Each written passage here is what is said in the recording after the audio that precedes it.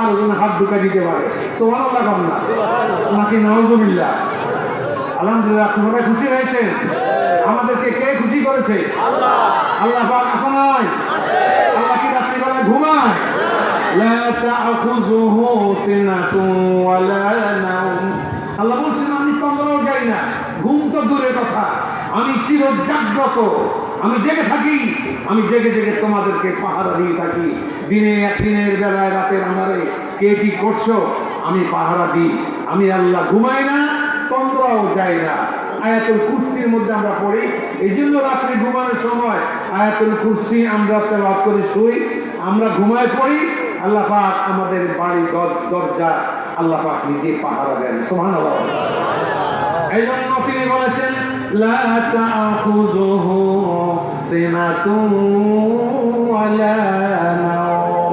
তোমরা ঘুমাও, আমি আল্লাহ ঘুমাই না। তোমরা তন্দ্রা যাও, আমি আল্লাহ তন্দ্রাও যাই না। আমি যদি তন্দ্রা যেতাম, ঘুমাইতাম, আকাশ জমিন ধ্বংস হয়ে যেত।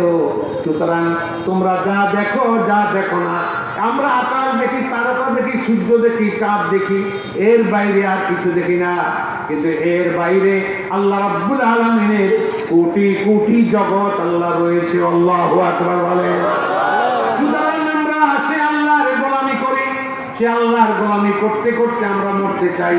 সে আল্লাহর জন্য প্রয়োজনে জীবন দিয়ে আমরা আল্লাহকে খুশি করতে চাই। রাজি আছে কিনা? সুতরাং চিৎকার করে বলুন আলহামদুলিল্লাহ।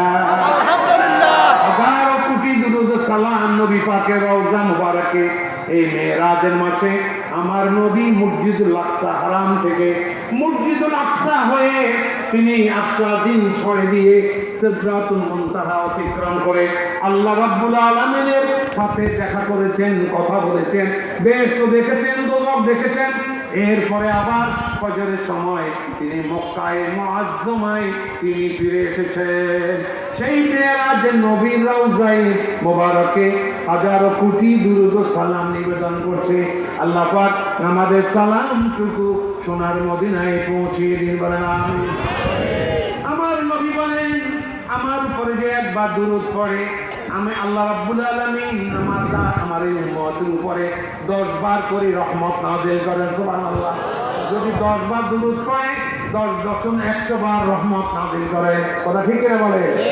আল্লাহ রাব্বুল আলামিন বলছেন আমার নবীর উপরে তোমরা দুরূদ পড়তে চাও না, তোমরা তো দুরূদ পড়ো না, তোমরা গল্প গুজব করো, দোকানে আড্ডা দাও, গাড়িতে চালাও, বাইক চালাও, ট্রাক্টর চালাও, কিন্তু গাড়ি অ্যাক্সিডেন্ট হয়, বিমান দুর্ঘটনা ঘটে, রাস্তার মধ্যে কত রকমের বিপদ মুসিবত তোমাদের হয়, অ্যাক্সিডেন্ট হয়, কিন্তু তবু তোমরা চলন্ত অবস্থায় গুনগুন করিত আল্লাহ রাসূল করে দুরূদ পড়তে পারে মানুষেরা।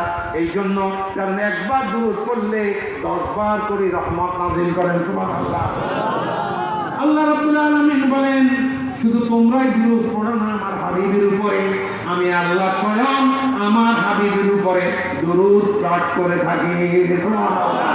তিনি কোরআনে কথা বলেছেন ইন্নাল্লাহা ওয়া মালাইকাতাহু ইউসাল্লুনা আলান নবী ইয়া